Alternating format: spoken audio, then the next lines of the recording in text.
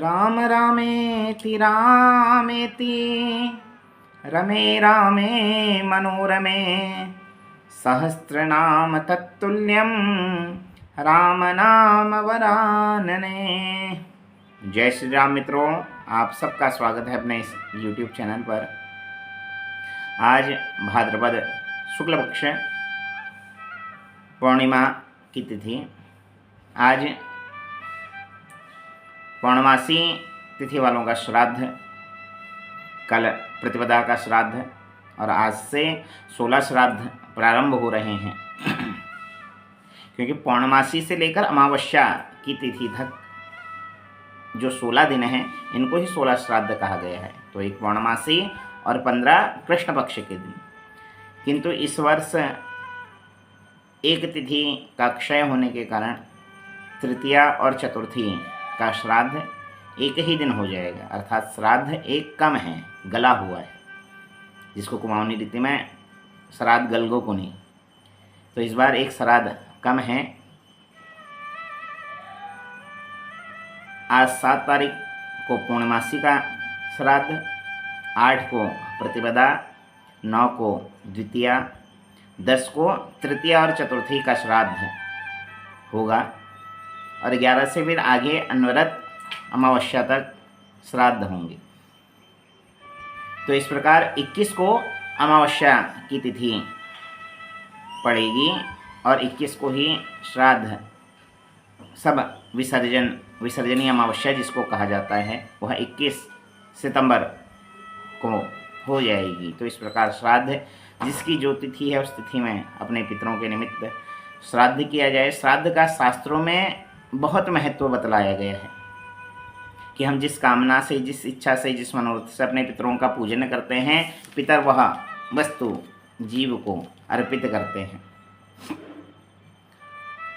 और विष्णु धर्म सूत्र में तो कहा गया है, श्रद्धाम श्रद्धया देयम ना श्रद्धया अदत्तम निष्फलम, कि बिना श्रद्धा के द्वारा किया हुआ श्राद्ध निष्फल हो जाता है। तो अर्थात श्रद्धा के साथ यह कर्म किया जाए। प्रत्येक शास्त्र में श्राद्ध के कई नियम बतलाए गए, किंतु सूक्ष्म जो नियम हैं, इन 16 दिनों में व्यक्ति सदाचारी रहे, शुद्ध सात्विक भोजन ग्रहण करें, सात्विक वस्तुओं को ही धारण करें, विचार, आचार, विचार, व्यवहार, भोजन, इन चीज़ों की शुद्धि रखें। यह विशेष है, शुद्धता का यह पर्व है। शुद्धता के साथ श्राद्ध आदि कर्म किया जाए। यह जो श्राद्ध है, इनको पार्वण श्राद्ध भी कहा जाता है, अर्थात पहाड़ों में इनको कौतिकी श्राद्ध कहा जाता है। कौतिक अर्थात मेला, पितरों का मेला लगता है इन 16 दिनों में। कहा गया कि हमारे जितने भी पितर हैं, इन 16 दिनों में अपने पुत्र पौत्र आदि से यही इच्छा रखते हैं कि हमारे निमित्त कुछ जल, अन्न आदि हमारे निमित्त अर्पण करें। कौतुकी अर्थात मेला।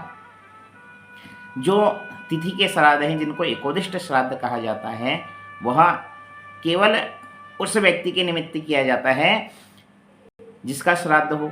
किंतु यह जो एकोदिष्ट श्राद्ध है, पार्वण श्राद्ध हैं, इन पार्वण श्राद्धों में सभी पितरों के निमित्त श्राद्ध किया जाता है।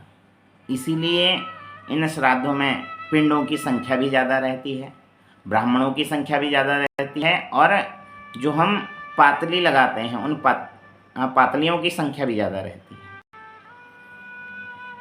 तो 6 पिंड, 2 बलि, 3 पातली, 3 ब्राह्मण, यह नियम इन पार्वण श्राद्ध का है। नवमी के दिन नवदैवत्य कहा गया, तो उस दिन 9 पिंड, 3 बलि, 4 पातली, 4 कुश के ब्रह्मा, इस प्रकार पूजन, श्राद्ध आदि कर्म किया जाता है। तो इन श्राद्धों में भोजन की शुद्धि विशेष है। कुछ चीज़ों को वर्जित बतलाया गया है, जैसे मसूर की दाल है, मलका की दाल है, गरिष्ठ भोजन है, लहसुन प्याज है, तामसिक भोजन जो है उसको वर्जित बतलाया गया है। तो इन 16 दिनों में है, उनका त्याग जीव करें, क्योंकि जैसा खाएंगे अन्न वैसा बनेगा वन।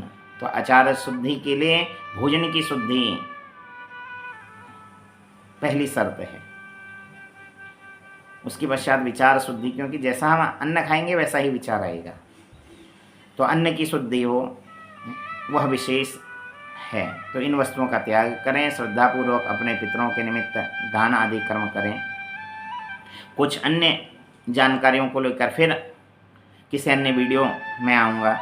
इन्हें 16 दिनों में बस इतना कहना चाहता हूँ कि श्रद्धापूर्वक आप अपने पितरों का स्मरण कीजिए, पितरों के निमित्त दान आदि जो भी जीव श्रद्धापूर्वक कर सकते हैं उन चीज़ों को अवश्य कीजिए। तो आज की वीडियो में इतना ही। पुनः किसी वीडियो को लेकर, कोई अन्य चर्चा को लेकर आपके सम्मुख उपस्थित होऊंगा।